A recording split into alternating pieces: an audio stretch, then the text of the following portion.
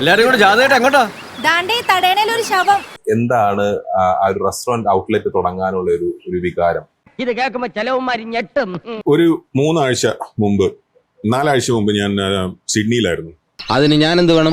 വിവേക് എന്ന് പറഞ്ഞ എന്റെ ഫ്രണ്ട്, അവൻ എന്നോട് പറഞ്ഞതാണ്, കോൺസ്റ്റബിൾ തള്ളിക്കോളൂ.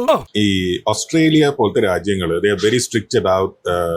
ഇപ്പൊ നമ്മളൊരു ബീഫ് അച്ചാർ കൊണ്ട് ഓസ്ട്രേലിയയിൽ പോയാൽ അവർ സമ്മതിക്കൂല, അകത്തേട്ടൻ ഒരു പ്ലാന്റ് ഒരു സീഡ് അവർ സമ്മതിക്കൂല. ഇതൊക്കെ ഇവിടെ എന്നാ പറയുന്ന ക്ലൈറ്റസ്? They are very pure thinking ആണ് ഫുഡിന്റെ കാര്യത്തിൽ.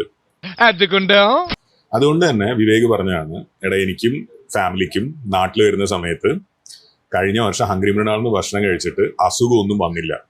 എന്തൊക്കെയാണ് ഈ പറയുന്നത്? ഞാൻ പറഞ്ഞ നീ എന്താ ഉദ്ദേശിക്കുന്നത്? ഹംഗ്രി മൃണാൾ അസുഖം വരുത്താനുള്ള സ്ഥലമല്ലല്ലോ.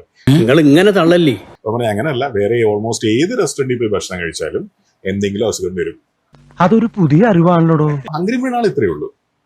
ഇന്ന് ബിരിയാണി ഇപ്പൊ നാട്ടിൽ കുറച്ച് സമയമായി, ഇന്ന് ബിരിയാണി ഇപ്പം വെച്ചിട്ടുണ്ടെങ്കിൽ ആ ചിക്കൻ ഇന്ന് രാവിലെ വാങ്ങിച്ചാണ്. അപ്പൊ ഞാൻ പൊട്ടനാ? ഇത്രയും ഞാൻ ചെയ്തുകൊണ്ടിരിക്കും, ഞാൻ പൊട്ടനാ? Okay, nice, simple logic. പച്ചക്കറിക്കാരൻ ഇന്ന് വന്നില്ലെങ്കിൽ കട ഓർക്കാൻ പറ്റൂല. രാമദാസ മോനെ, നീ പറയുന്നത് നീ എത്ര പുളു വേണമെങ്കിലും അടിച്ചോ, പക്ഷെ കേൾക്കുന്നവർ കൂടി ദഹിക്കണം. പാലുകാരൻ ഇന്ന് വന്നില്ലെങ്കിൽ ചായ ഉണ്ടാക്കാൻ പറ്റൂല. സ്വന്തം ഇഷ്ടത്തിന് തട്ടിവിടുന്ന നാക്കെടുത്താന്നേ പറയൂ.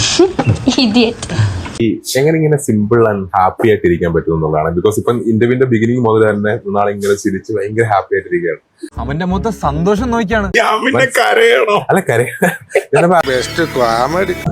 എനിക്ക് തോന്നുന്നു മനുഷ്യന്മാരെല്ലാരും കുറച്ച് സത്യം പറയുന്നത് നല്ലതാണ്. അത് തന്നെയാണ് ഞാനും പറഞ്ഞത്.